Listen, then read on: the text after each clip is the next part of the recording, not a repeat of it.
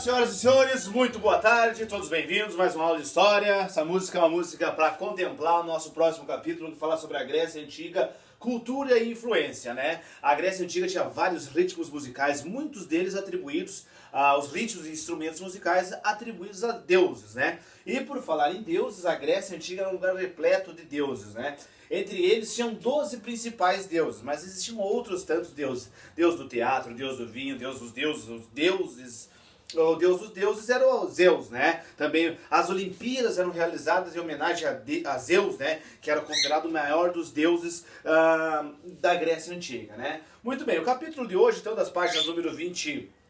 Esse capítulo começa na página número 17 e vai até a página 22, hoje, na aula de hoje, falando sobre a Grécia Antiga, a cultura e a influência. Terminamos o capítulo número 6, que sintetizou um pouco mais as duas cidades-estados, Atenas e Esparta, que eram as principais cidades-estados gregas, né? Esparta voltada para a guerra e Atenas voltada para a democracia, as duas principais cidades-estados, o berço da civilização grega estava nessas duas cidades-estados, né? Agora nós vamos falar um pouco da cultura e a influência que esses povos gregos deixaram para nós até hoje, né? Superstições, lendas, participação desses povos ao longo da história, muito significativa, né?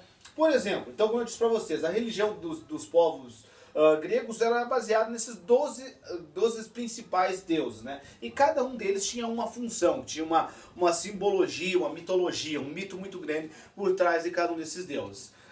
O matrimônio dos povos gregos era repleto de lendas, superstições, como nós temos praticamente hoje, né? Não temos muitas diferenças, temos um matrimônio repleto de superstições. Por exemplo, a noiva tem que entrar de branco, não pode ver o noivo um tempo antes do casamento, deve jogar arroz na noiva, não pode jamais derrubar as alianças durante a troca das alianças, uma série de superstições. Os gregos também eram repletos de superstições. A noiva deveria levar uma roda de carroça até o local do casamento, ao nascimento de um bebê, né? Hoje em dia as crianças quando nascem saem da maternidade com um sapatinho vermelho ou com uma roupa vermelha para dar sorte, aproximar sorte, trazer sorte da criança. Os gregos também tinham essas lendas. Se fosse um menino, deveriam se pendurar um fio de lã na porta do quarto. Se fosse uma menina, pendurar folhas de louro. Uma série de superstições. A religiosidade deles era repleta de religiões, de simbolismo, né? Superstições, como dizem aqui, né?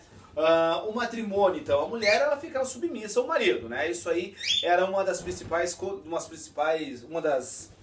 grandes atrações que existiam no casamento, no matrimônio. A mulher ela ficava submissa ao marido, né? O marido que teria a missão de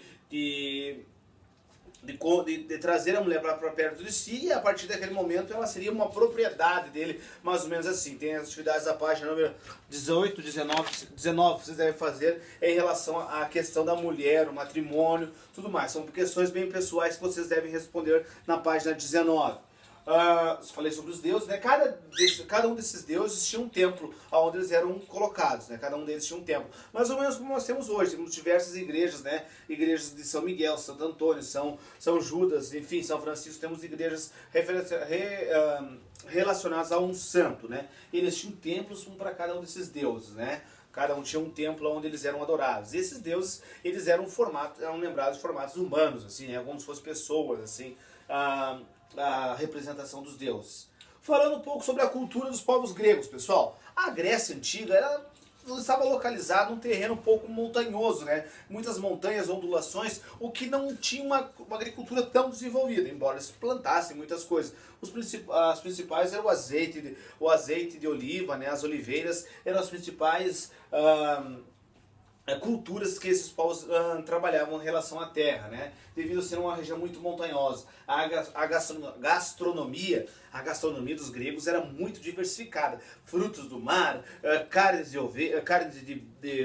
ovelha, moluscos, uma gastronomia muito rica e diversificada, usando óleos, azeites, mel, uma gastronomia que tinha uma série de misturas que parecem até um pouco vamos dizer assim, parece um pouco assim esquisitas para nós, exóticas, né? Mas era uma gastronomia muito rica em diversos temperos, sabores, mistura de doce com salgado, uma gastronomia bem diversificada, tá?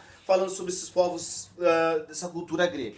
Também nós podemos falar dessa parte, pessoal, dos banquetes, né? Os banquetes eram mesas fartas, né? Grandes mesas fartas, era uma reunião muito grande, os jantares dos gregos eram momentos de falar sobre política, sobre democracia, falar sobre diversos assuntos nesses jantares. O vinho estava sempre presente, né? Dionísio, o deus do vinho, era sempre lembrado nesses jantares, nos grandes banquetes dos povos gregos, tá bom, pessoal? Então nós vamos hoje até a página 21, eu quero que vocês façam as atividades da página número 20, da página 19, e aí paramos lá na página número 22. Na próxima aula continuamos a partir da página 23. Certo, senhoras e senhores? Um abraço, tudo de bom!